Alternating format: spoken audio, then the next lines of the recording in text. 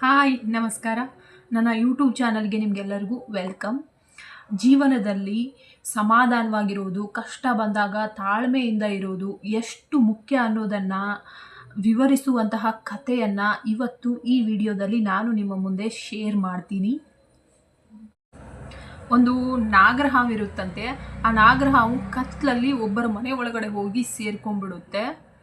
ಹಾಗೆ ಒಬ್ಬರ ಮನೆ ಒಳಗಡೆ ಹೋಗಿ ಸೇರಿಕೊಂಡಾಗ ಅಲ್ಲಿ ಒಂದು ಗರಗಸ ಇರುತ್ತೆ ನೋಡಿ. ಗರಗಸ ಗೊತ್ತಲ್ವಾ ನಿಮಗೆ?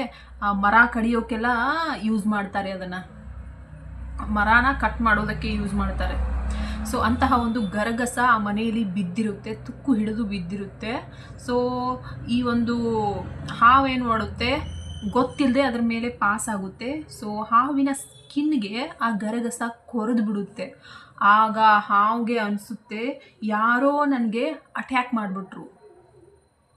ಸೊ ಕತ್ಲಲ್ಲಿ ಈ ರೀತಿ ತಿಳ್ಕೊಂಡ ಹಾವು ಆ ಗರಗಸವನ್ನು ತುಂಬ ಫಾಸ್ಟಾಗಿ ಸುತ್ತು ಹೊಡೆದ್ಬಿಟ್ಟು ಹಿಚ್ಕೋಕೆ ಶುರು ಮಾಡುತ್ತೆ. ಸೊ ಆ ಗರಗಸವನ್ನು ಹಿಚ್ಕೋಕೆ ಶುರು ಮಾಡಿದಷ್ಟು ಹೆಚ್ಚು ಹೆಚ್ಚು ಅದಕ್ಕೆ ಫೇನ್ ಆಗೋಕ್ಕೆ ಶುರು ಆಗುತ್ತೆ. ಅದರ ಸ್ಕಿನ್ ಇನ್ನೂ ಕೂಡ ಹರಿದು ಹೋಗೋಕ್ಕೆ ಶುರುವಾಗುತ್ತೆ. ಆದರೂ ಕೂಡ ಹಾವು ಬಿಡೋದಿಲ್ಲ, ಏನಾಗ್ತಿದೆ ಅಂತ ಆಲೋಚನೆ ಮಾಡೋದಿಲ್ಲ.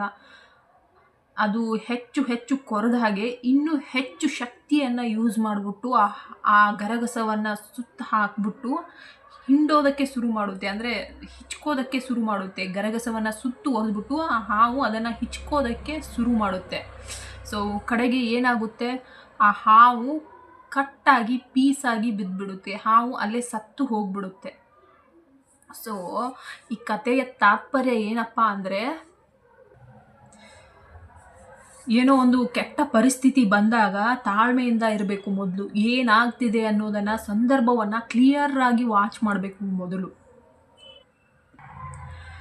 ಯಾವಾಗ ನಮಗೆ ಕಷ್ಟ ಬರುತ್ತೆ ಆವಾಗ ನಾವು ಭಯದಲ್ಲಿ ರಿಯಾಕ್ಟ್ ಮಾಡಿಬಿಡಬಾರ್ದು. ಆ ಹಾವು ಒಂದು ಮನೆ ಒಳಗಡೆ ಹೋದ ತಕ್ಷಣ ಅಲ್ಲಿ ಒಂದು ಗರಗಸದ ಮೇಲೆ ಹಾದಿದ್ದು ಅದು ಅಂದ್ಕೊಂಡ್ಬಿಡ್ತು, ಯಾರೋ ನನ್ನ ಮೇಲೆ ಅಟ್ಯಾಕ್ ಮಾಡಿಬಿಟ್ರು ಅಂತ ಅಂದ್ಕೊಂಡ್ಬಿಡ್ತು. ಆದರೆ ಸತ್ಯ ಇನ್ನೊಂದೇ ಬೇರೆ ಇತ್ತು. ಸೊ ಅದು ತಾಳ್ಮೆ ತಗೋಲಿಲ್ಲ, ಸಮಾಧಾನವಾಗಿ ಆಲೋಚನೆ ಮಾಡಲಿಲ್ಲ.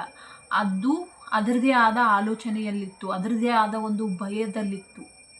ಸೊ ಯಾವಾಗ ಅದು ಅದರದೇ ಆದ ಭಯದಲ್ಲಿತ್ತೋ ಅದಕ್ಕೆ ಸತ್ಯ ಕಾಣಿಸ್ಲಿಲ್ಲ. ಸೊ ಭಯದಲ್ಲಿ ಅದು ಸಡನ್ನಾಗಿ ಅದನ್ನು ಸುತ್ತುವರೆದ್ಬಿಟ್ಟು ಇದನ್ನು ಮಾಡ್ತು. ಸೊ ಇದು ನಮಗೆ ತಾಳ್ಮೆ ಕಲಿಸುವಂತಹ ಪಾಠ.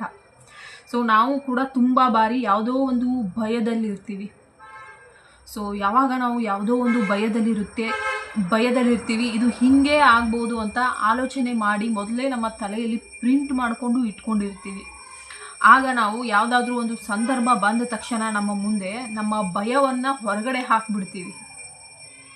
ಹಿಂದು ಮುಂದೆ ಆಲೋಚನೆನೇ ಮಾಡೋದಿಲ್ಲ, ತಾಳ್ಮೆ ತಗೊಳ್ಳೋದಿಲ್ಲ. ನಮ್ಮ ಭಯದಲ್ಲಿ ರಿಯಾಕ್ಟ್ ಮಾಡಿಬಿಡ್ತೀವಿ. ಭಯದಲ್ಲಿ ರಿಯಾಕ್ಟ್ ಮಾಡಿದ ತಕ್ಷಣ ಸೊ ಅದು ಆಗೋದು ಅನಾಹುತ. ಸೊ ತುಂಬ ಬಾರಿ ನಾವು ಅಂದ್ಕೊಂಡ ಹಾಗೆ ಭಯಂಕರವಾಗಿ ಸಿಚುವೇಶನ್ನೇ ಇರೋದಿಲ್ಲ, ನಾವೇ ಭಯಂಕರವಾದ ಸಿಚುವೇಶನನ್ನು ಸೃಷ್ಟಿ ಮಾಡ್ಕೊಳ್ತೀವಿ. ಸೊ ಇದು ಭಯದ ಪವರ್ ಮತ್ತು ತಾಳ್ಮೆ ಇಲ್ಲದೆ ಇರುವಂತಹ ಒಂದು ವಿಚಾರದ ಪವರ್. ಸೊ ನೀವು ಯಾವಾಗ ಯಾವುದಾದ್ರೂ ವಿಚಾರವಾಗಿ ತಲೆ ಕೆಡಿಸ್ಕೊಂಡಿರ್ತೀರಾ, ಯಾವುದಾದ್ರೂ ವಿಚಾರವಾಗಿ ನಿಮಗೆ ಭಯ ಇರುತ್ತೆ, ಆಗ ನೀವು ತಾಳ್ಮೆಯಿಂದ ವಿಚಾರ ಮಾಡಬೇಕು ಆ ವಿಚಾರದ ಬಗ್ಗೆ. ಅಂತಹ ಒಂದು ಸಂದರ್ಭ ನಿಮ್ಮ ಮುಂದೆ ಬಂದಾಗ ತಾಳ್ಮೆಯಿಂದ ವಿಚಾರ ಮಾಡಬೇಕು. ಸೊ ಈ ಒಂದು ಕಥೆ ತುಂಬ ಅರ್ಥಬದ್ಧವಾದ ಕಥೆ ಅಂದ್ಕೊಳ್ತೀನಿ. ಸೊ ಇದೇ ರೀತಿ ನನ್ನ ವಿಡಿಯೋಸನ್ನು ನೋಡ್ತಾ ಇರಿ. ಸೊ ಇವತ್ತಿನ ವಿಡಿಯೋ ನಿಮಗೆ ತುಂಬಾ ಇಷ್ಟ ಆಯಿತು ಅಂದ್ಕೊಳ್ತೀನಿ. Thank you so much video ನೋಡಿದ್ದಕ್ಕೆ.